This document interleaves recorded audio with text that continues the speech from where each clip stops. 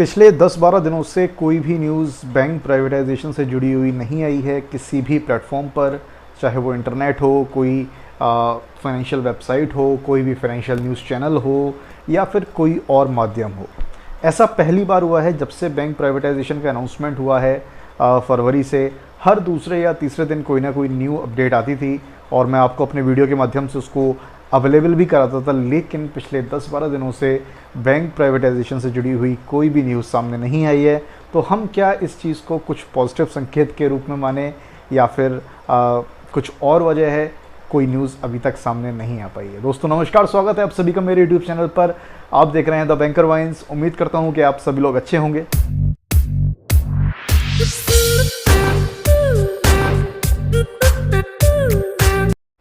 दोस्तों आज के इस वीडियो में जो मैं आपसे डिस्कस करने वाला हूँ वो है बैंक प्राइवेटाइजेशन से जुड़े हुए कुछ इश्यूज़। देखिए पिछले 10-12 दिनों से मैंने भी कोई वीडियो नहीं बनाया था। मुझे वायरल हो गया था और मैं अस्वस्थ था और फिट नहीं था वीडियो बनाने के लिए। साथ ही साथ उससे कुछ दिनों पहले छुट्टियां थी और मैं अपनी फैमिली के साथ उन छुट्टियों को स्पेंड कर रहा था, इस वजह से और आपसे जुड़ नहीं पाया था। तो कई सारी बातें हैं जो मुझे आपसे करनी है अपने इस वीडियो के माध्यम से। तो दोस्तों इस वीडियो के माध्यम से मैं आज आपसे वो सारी बातें करूँगा जो मैं 10-12 दिनों से करना चाह रहा था। तो बने रहिएगा इस वीडियो में अंत तक मेरे साथ। बात करते हैं सबसे पहले तो नेशनल मोनेटाइजेशन पाइपलाइन के बारे में।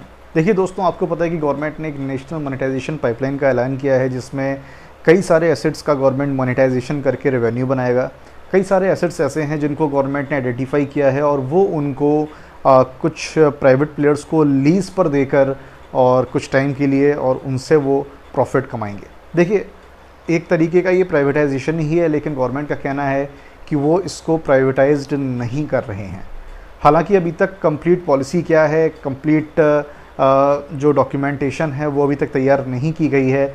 लेकिन अगर पॉलिसीज़ में कुछ ऐसा होता है कि जो ओनरशिप है वो गवर्नमेंट के पास रहेगी, सिर्फ मैनेजमेंट का कंट्रोल उसके पास जाएगा जो लीज़ पर उस पर्टिकुलर एसेट को ले रहा है, तो हम कह सकते हैं कि यहाँ पर एक जो प्राइवेटाइजेशन है वो इफ़ेक्टिव प्राइवेटाइजेशन नहीं है, पूरी तरीके से प्राइवेटाइजेशन नहीं है, क्योंकि जो ओनरशिप है वो अभी भी गवर्नमेंट के पास है।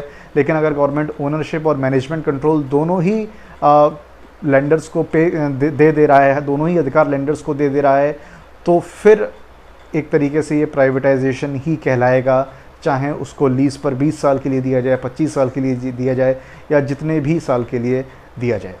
तो देखिए यहाँ पर अब बात थी, काफ़ी सारे लोगों के मन में ये डाउट था कि क्या बैंक्स को उठाकर भी नेशनल मोनेटाइजेशन पाइपलाइन के अंदर रखा जा सकता है, क्योंकि जितने भी जो पब्लिक सेक्टर यूनिट्स हैं जिनके गवर्नमेंट ने अनाउंसमेंट किए हैं उनमें बैंक्स शामिल नहीं हैं नेशनल मोनेटाइजेशन पाइपलाइन में। देखिए बैंक्स को लीज़ पर देना मैं नहीं समझता हूँ कि ये गवर्नमेंट करेगी आगे चलकर, क्योंकि गवर्नमेंट को अगर ओनरशिप अपनी हटानी होगी बैंक से तो वो कम्प्लीटली ही हटाएगी, इस तरीके से नहीं हटाएगी कि वो लीज़ पर दे दे और कुछ टाइम के लिए और उसका मैनेजमेंट कंट्रोल या फिर अपनी ओनरशिप कंट्रोल कुछ टाइम के लिए लीज़ पर देकर अपने शेयर्स को हटाए। ऐसा गवर्नमेंट बिल्कुल भी नहीं करेगी बैंक्स के केस में।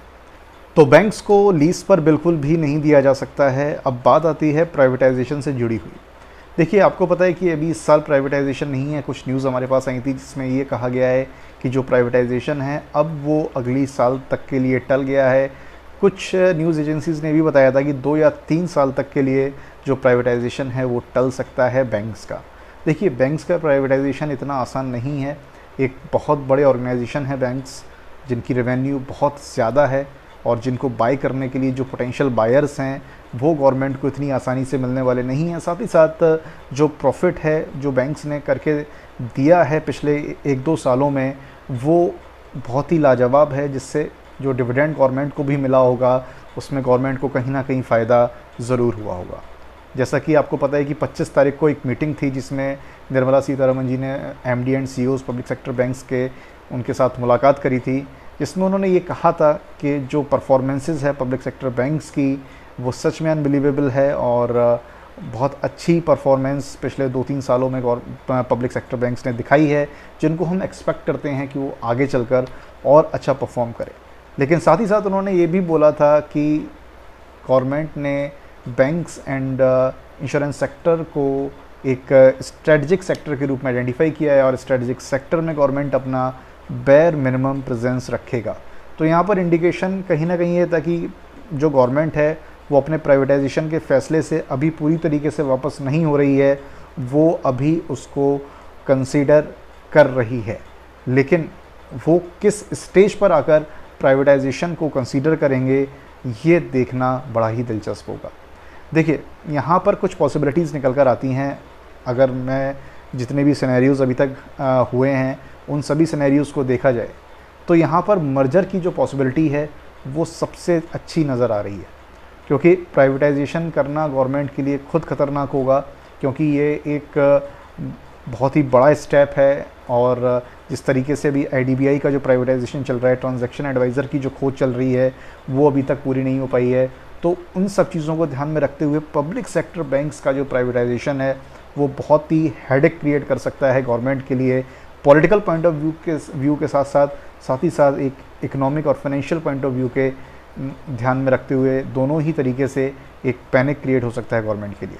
लेकिन जो मर्जर है, गवर्नमेंट ने कई सारे सक्सेसफुल मर्जर्स पिछले 2-4 सालों में किए हैं, तो हो सकता है शायद गवर्नमेंट आने वाले सालों में फिर से मर्जर्स के बारे में सोचे और वो कुछ और बैंक्स को मर्ज करके जो बैंक्स की संख्या है उनको कम कर दे, जिस का जो इंडिकेशन था जो फाइनेंस मिनिस्टर ने दिया था कि वो स्ट्रेटजिक सेक्टर्स में बेयर मिनिमम प्रेजेंस रखेंगे।